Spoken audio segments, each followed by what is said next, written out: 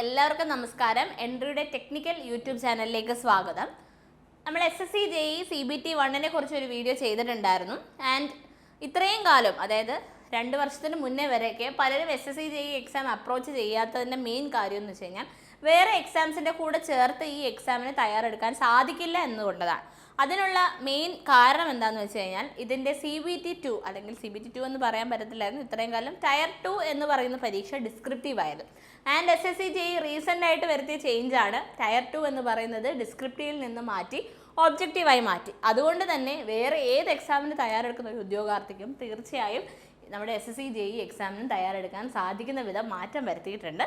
And ഞാൻ കഴിഞ്ഞ വീഡിയോയിൽ പറഞ്ഞ പോലെ തന്നെ SSC JEE 2025 പരീക്ഷയ്ക്കുള്ള പ്രത്യേകത 2000ഓളം വേക്കൻസീസുമായിട്ടാണ് ഈ ഒരു പരീക്ഷ വരുന്നത്. അതുകൊണ്ട് തന്നെ വളരെ വലിയ അവസരങ്ങളാണ് ഉദ്യോഗാർത്ഥികൾക്ക് മുന്നിൽ തുറന്നിട്ടിരിക്കുന്നത്. അപ്പോൾ നമുക്ക് വീഡിയോയിലേക്ക് കടക്കാം. ഓൾറെഡി ഞാൻ പറഞ്ഞതാണ് നമ്മുടെ CBT 1ൻ്റെ ഡേറ്റ് വരുന്നത് 15 ഓഗസ്റ്റ് മുതൽ 28 ഓഗസ്റ്റിനുള്ളിലായിരിക്കും നടക്കുന്നത്. പല ഷിഫ്റ്റായിട്ടായിരിക്കും എക്സാം നടക്കുന്നത്. കമ്പ്യൂട്ടർ ബേസ്ഡ് എക്സാം ആണ്. 200 മാർക്കിൻ്റെ പരീക്ഷയാണ്. 2 മണിക്കൂറാണ് സമയം. ഈ 200 മാർക്കിൽ 100 മാർക്ക് ടെക്നിക്കൽ ക്വസ്റ്റ്യൻസും ബാക്കി 100 മാർക്ക് ജനറൽ അവയർനെസ്സും മെൻ്റൽ എബിലിറ്റിയും കൂടെ ചേർന്നതായിരിക്കും. അപ്പം ആ രീതിക്ക് നമ്മൾ RRBക്ക് പ്രിപ്പയർ ചെയ്തൊരു ഉദ്യോഗാർത്ഥിക്ക് തീർച്ചയായും ആത്മവിശ്വാസത്തോടെ SSC JEE നിങ്ങൾക്ക് അപ്രോച്ച് ചെയ്യാനായിട്ട് സാധിക്കുന്നതാണ്. നിങ്ങൾക്കറിയാം, മാർച്ച് അല്ലെങ്കിൽ ഏപ്രിൽ മാസത്തിൽ നമുക്ക് RRB JEE CBT 2 പരീക്ഷ നടന്നു കഴിഞ്ഞാലും പിന്നീട് നമ്മുടെ സ്റ്റേറ്റ് ഗവൺമെൻറ് AE എക്സാംസിന് നിങ്ങൾക്ക് ജൂലൈക്ക് ശേഷം നടന്നു കഴിഞ്ഞാലും അതിൻ്റെ ഇടയിലും നിങ്ങൾക്ക് ഈ ഒരു പരീക്ഷയ്ക്ക് തയ്യാറെടുക്കാനായിട്ട് സാധിക്കും. ഒരവസരങ്ങളും മിസ്സാക്കരുത്. ഏതാണ് നമുക്ക് പറ്റിയ അവസരം എന്നുള്ളത് നമുക്ക് അപ്ലൈ ചെയ്യാൻ പറ്റുന്ന എല്ലാ അവസരങ്ങളും മാക്സിമം യൂട്ടിലൈസ് ചെയ്ത് മുന്നേറുക എന്നുള്ളതാണ്. ആൻഡ് CBT 2 നടക്കാൻ പോകുന്ന എക്സ്പെക്റ്റഡ് മന്ത് എന്ന് പറയുന്നത് ഒക്ടോബറിനും നവംബറിനും ഇടയിലാണ്. ആൻഡ് CBT 1 കഴിഞ്ഞു. നമ്മുടെ സ്റ്റേറ്റ് ഗവൺമെൻറ് എക്സാംസും RRB JEE CBT 2 കഴിഞ്ഞിട്ടാണ് നമ്മുടെ ഈ ഒരു CBT 2 എക്സാം വരുന്നത് കൊണ്ട് തന്നെ പഠിക്കാനായി ആവശ്യത്തിലധികം സമയവും നമ്മുടെ മുന്നിലുണ്ട്. സോ ഈ വീഡിയോയ്ക്കകത്ത് നമ്മൾ CBT 2 എക്സാം എങ്ങനെയായിരിക്കും എന്നുള്ളതാണ് നോക്കുന്നത്. CBT 1 ഞാൻ പറഞ്ഞ പോലെ 200 മാർക്കിൻ്റെ പരീക്ഷയാണ്.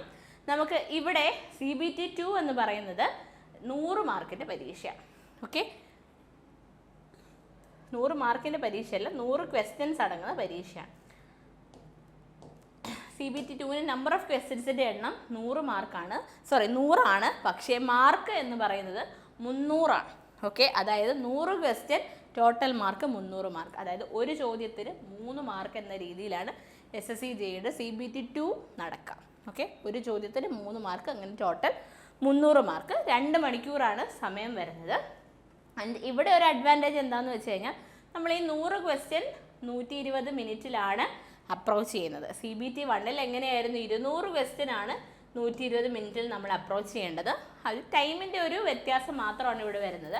ആൻഡ് ചോദ്യങ്ങൾ 3 മാർക്കിൻ്റെ ആയതുകൊണ്ട് തന്നെ ആ രീതിയിൽ CBT 1ഉം CBT 2ഉം തമ്മിലുള്ള ചോദ്യങ്ങൾക്ക് വ്യത്യാസം ഉണ്ടാവും. എങ്ങനത്തെ ചോദ്യങ്ങളാണ് CBT 2ൽ വരുന്നത് എന്നും ഞാൻ ഈ വീഡിയോയിൽ പറയുന്നുണ്ട്. സോ വീഡിയോ സ്കിപ്പ് ചെയ്യാതെ ഫുള്ളായിട്ട് കാണാൻ നോക്കുക.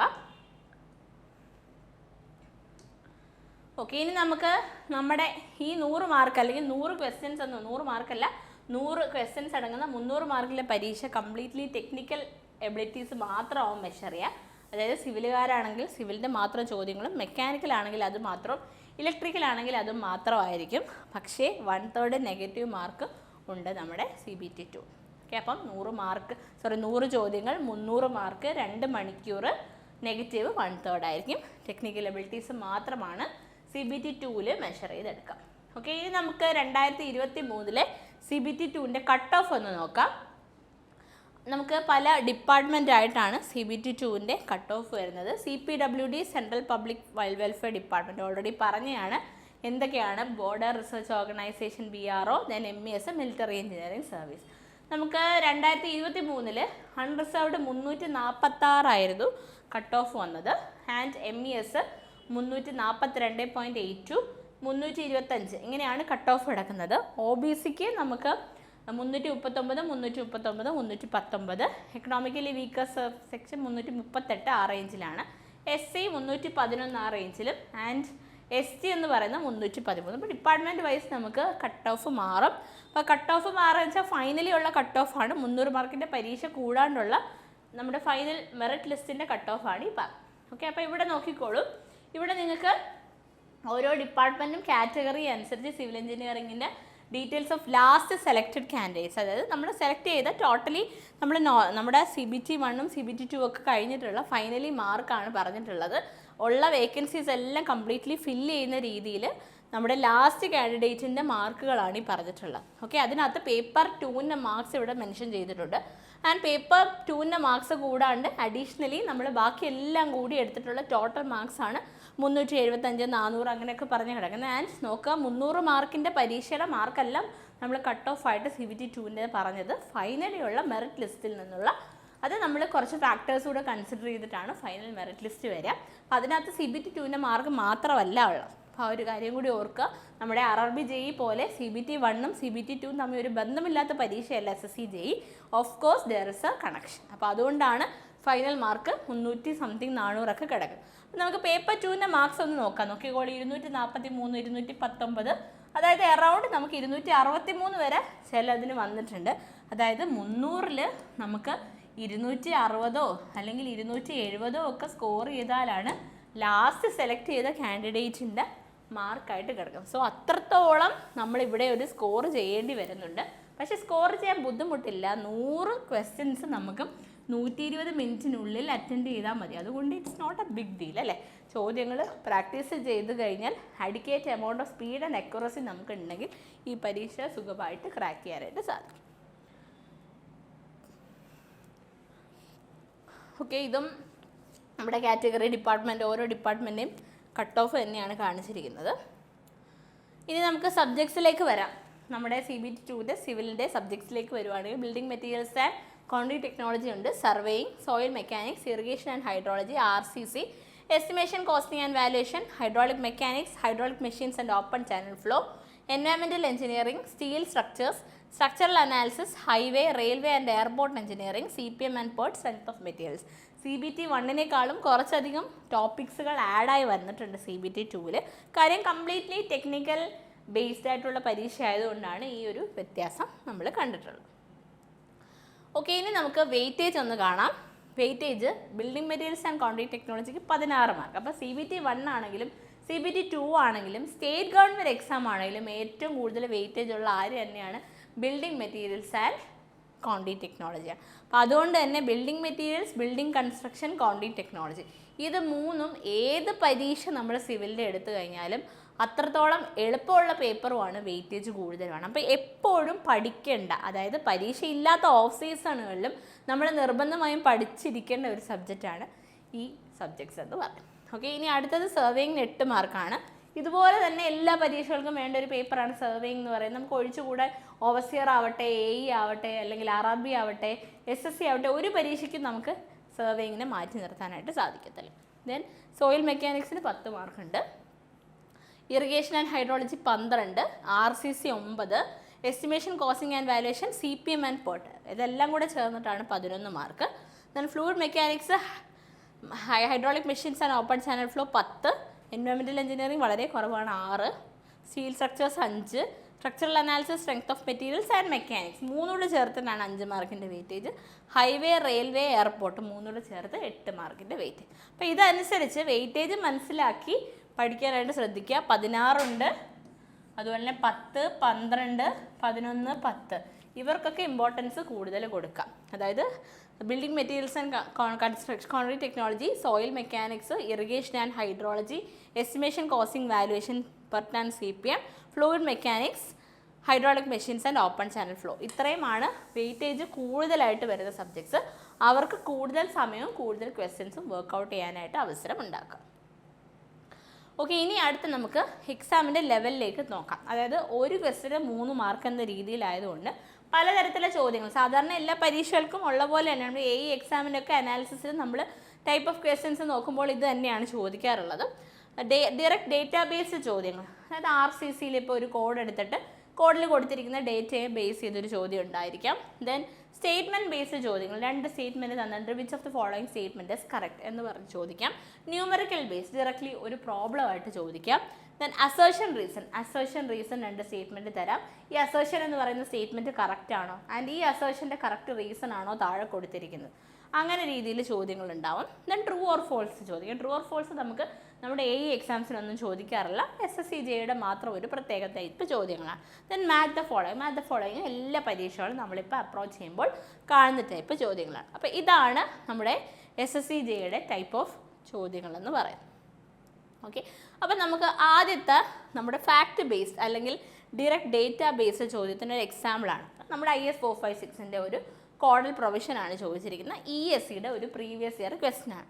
നോക്കാം. As per IS 456-2000, the deflection including the effects of temperature creep and shrinkage occurring after the erection of partitions, application of finishes of RC structures should not normally exceed. സാധാരണ നമ്മുടെ കോഡിൽ പറഞ്ഞിട്ടുള്ള ഒരു പ്രൊവിഷൻ ഡയറക്ട്ലി ആസ് സച്ച് ചോദിച്ചിട്ടുള്ള ഒരു ചോദ്യമാണ്. കോഡിൻ്റെ ഈ ഒരു ഫൈനൽ ഡിഫ്ലക്ഷൻ വാല്യൂ അറിയാമെങ്കിൽ ഈ ക്വസ്റ്റ്യൻ ഈസി ആയിട്ട് നിങ്ങൾക്ക് എന്ത് ചെയ്യാൻ പറ്റും, അപ്രോച്ച് ചെയ്യാനായിട്ട് സാധിക്കും. അപ്പോൾ ഇങ്ങനെ കോഡ് ബേസ്ഡ് ആയിട്ടുള്ള ഫാക്ട് ബേസ്ഡ് അല്ലെങ്കിൽ എന്താ നമ്മുടെ ഫാക്ട് ബേസ്ഡ് ചോദ്യങ്ങൾ അല്ലെങ്കിൽ ഡയറക്റ്റ് ഡേറ്റ ബേസ്ഡ് ചോദ്യങ്ങളിലൊക്കെ വരുന്ന ആൾക്കാരാണ്. അടുത്തത് രണ്ടാമത്തേന്ന് പറഞ്ഞാൽ സ്റ്റേറ്റ്മെൻറ്റ് ടൈപ്പാണ്. Select the incorrect statement pertaining to the lining of an irrigation canal. അപ്പോൾ ഈ കനാലിൻ്റെ ഇറിഗേഷൻ ലൈനിങ്ങിനെ കുറിച്ച് എല്ലാം അറിയാവുന്ന ഒരാൾക്ക് ഇതിനകത്ത് ഏതാണ് ഇൻകറക്റ്റ് സ്റ്റേറ്റ്മെൻറ്റ് എന്ന് എടുക്കാൻ പറ്റും. അപ്പോൾ സ്റ്റേറ്റ്മെൻറ്റ് ടൈപ്പ് ചോദ്യങ്ങൾ ഇങ്ങനെയാണ് വരിക. അപ്പോൾ lining helps to provide flatter hydraulic gradient to a canal and better command area. Lining minimalizes the seepage loss in the canal and more area can be irrigated. Lining increases the discharge in the canal section by increasing the velocity. Then due to lining, the resistance to flow increases and the velocity of flow decreases.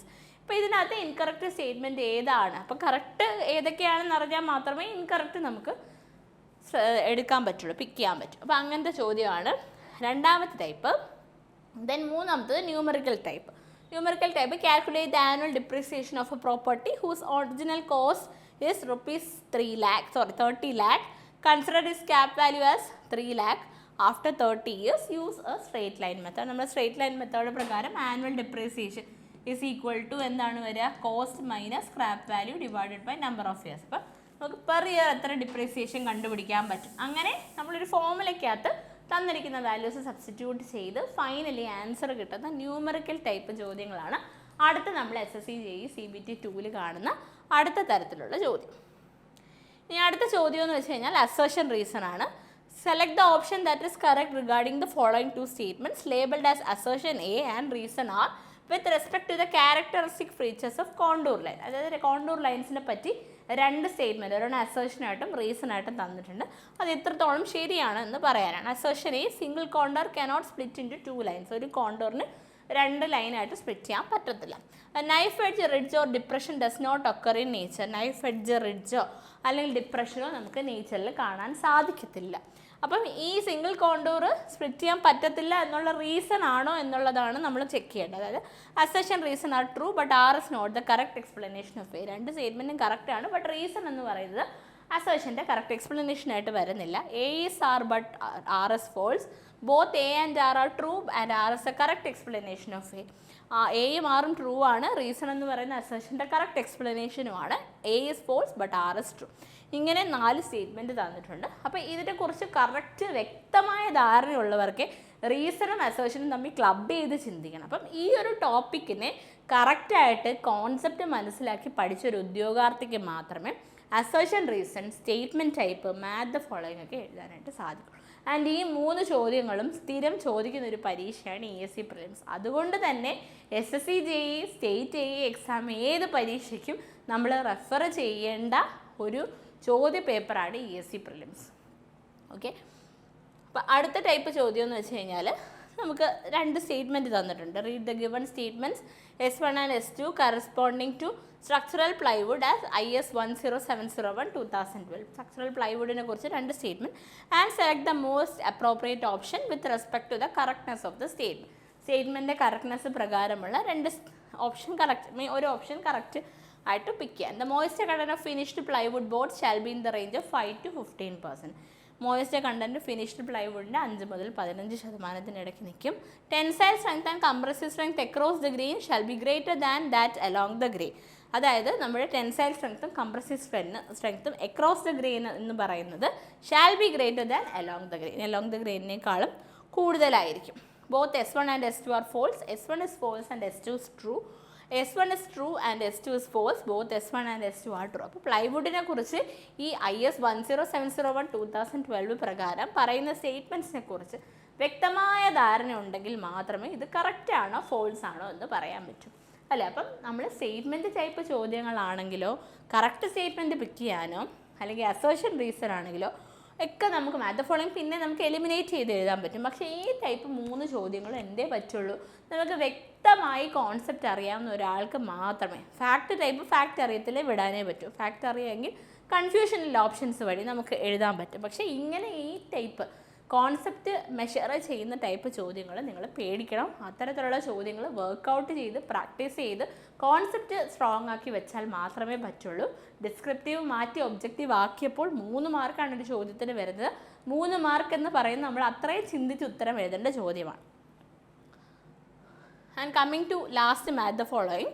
ഇവിടെ നമുക്ക് characteristics പറയുന്നത് drinking water quality as per 1050500/2012 നമുക്ക് IS specifications തന്നിട്ടുണ്ട്. Drinking water quality standards ആണ് തന്നിട്ടുള്ളത്. Calcium chloride fluoride free residual chlorine ആയിരിക്കും 250 mg/L, 75 mg/L, 0.2 mg/L, 1 mg/L. ഇത് match ചെയ്ത് എഴുതാനാണ്. മാത്ത് ഫോളോയിങ്ങും ഈ വാല്യൂസ് ഒക്കെ പഠിച്ച ഒരാൾക്ക് അല്ലെങ്കിൽ ഇതിനകത്ത് എലിമിനേറ്റ് ചെയ്തൊക്കെ എഴുതാൻ പറ്റും. നമുക്ക് ഏതെങ്കിലും 1-2 എണ്ണം ഉറപ്പായിട്ടും അറിയാമെങ്കിൽ അത് വെച്ചിട്ട് എലിമിനേറ്റ് ചെയ്യും. അത് ഫോളോയിങ് പിന്നെയും നമുക്കൊരു ബൈ ലക്ക് അല്ലെങ്കിൽ ഒരു ബൈ ചാൻസ് കിട്ടാൻ പറ്റുന്ന ഒരു ചോദ്യം. ബട്ട് നമ്മൾ ബാക്കി നേരത്തെ പറഞ്ഞ സ്റ്റേറ്റ്മെൻറ്റ് ആണെങ്കിലോ കറക്റ്റ് സ്റ്റേറ്റ്മെൻറ്റ് ആണെങ്കിലോ അസേർഷൻ റീസൺ ആണെങ്കിലോ ഒന്നും നമുക്ക് എന്താണ് ബൈ ചാൻസ് അല്ലെങ്കിൽ ഒരു ലക്ക് പരീക്ഷിക്കാൻ പറ്റത്തില്ല. അതുകൊണ്ട് അതിന് വ്യക്തമായി നമുക്ക് കോൺസെപ്റ്റ് അറിഞ്ഞിരിക്കണം. അപ്പോൾ ഇത്തരത്തിലുള്ള ചോദ്യങ്ങളാണ് നമ്മുടെ SSC JEE CBT 2 ചോദിക്കുന്നത്. സോ AE എക്സാമിന്, അതായത് എൻ്റെ ഒരു പേഴ്സണൽ ഒപ്പീനിയൻ വെച്ചിട്ട് നമ്മുടെ സ്റ്റേറ്റ് ഗവൺമെൻറ് AE എക്സാമിന് പഠിക്കുന്ന ഒരു ഉദ്യോഗാർത്ഥിക്ക് തീർച്ചയായും ഒന്ന് ട്രൈ ചെയ്യാവുന്ന പരീക്ഷയാണ് SSC JEE. ബിക്കോസ് വേക്കൻസീസും കൂടുതലാണ്. നമ്മുടെ central government service different from state government ആണ്. Both have pros and cons. അപ്പോൾ നിങ്ങൾക്ക് വ്യക്തമായിട്ടും നിങ്ങളുടെ ഒരു കരിയർ ഫോക്കസ് ഉണ്ടായിരിക്കും ആൻഡ് നിങ്ങളുടെ ഒരു ടാർഗറ്റ് ഉണ്ടായിരിക്കും, നിങ്ങളുടെ ഒരു ഫ്യൂച്ചർ പൊസിഷൻ നിങ്ങളുടെ മനസ്സിലുണ്ടായിരിക്കും. അപ്പം പറ്റിയൊരു ഓപ്പർച്യൂണിറ്റി തന്നെയാണ് ഇതെന്ന് തോന്നുകയാണെങ്കിൽ of course you can try this exam also. പിന്നെ നമ്മുടെ SSC JEEയുടെ കോഴ്സസും നമുക്ക് എൻട്രിയിൽ അവൈലബിൾ ആണ്. കാര്യം നിങ്ങൾക്ക് ടെക്നിക്കൽ പോർഷൻസ് എവിടെ നിന്ന് വേണമെങ്കിലും പഠിക്കാം. നോൺ ടെക്നിക്കൽ പോർഷൻസ് കൂടി ഇതിനൊപ്പം എക്സൽ ചെയ്യേണ്ടതുകൊണ്ട് CBT 1 ക്വാളിഫൈ ആയാൽ മാത്രമേ CBT 2നെ കുറിച്ച് ആലോചിക്കേണ്ടതുള്ളൂ. അപ്പം നമുക്ക് അങ്ങനെയുള്ള കോഴ്സ് നമ്മുടെ എൻട്രിയിൽ അവൈലബിൾ ആണ്. കോഴ്സസിനെ കുറിച്ച് കൂടുതൽ ഡീറ്റെയിൽസ് അറിയാൻ താഴെയുള്ള ഫോം ഫില്ല് ചെയ്യുക. മാത്രമല്ല നമ്മുടെ ചാനൽ ആരെങ്കിലും സബ്സ്ക്രൈബ് ചെയ്തിട്ടില്ലെങ്കിൽ ചാനൽ സബ്സ്ക്രൈബ് ചെയ്യുക. മാത്രമല്ല നിങ്ങളുടെ ഫ്രണ്ട്സ് ആരെങ്കിലും ഈ ഒരു പരീക്ഷയ്ക്ക് തയ്യാറെടുക്കാൻ താല്പര്യപ്പെടുന്നുണ്ടെങ്കിൽ അവരിലേക്ക് ഈ വീഡിയോ ഷെയർ ചെയ്ത് കൊടുക്കുക. Thank you.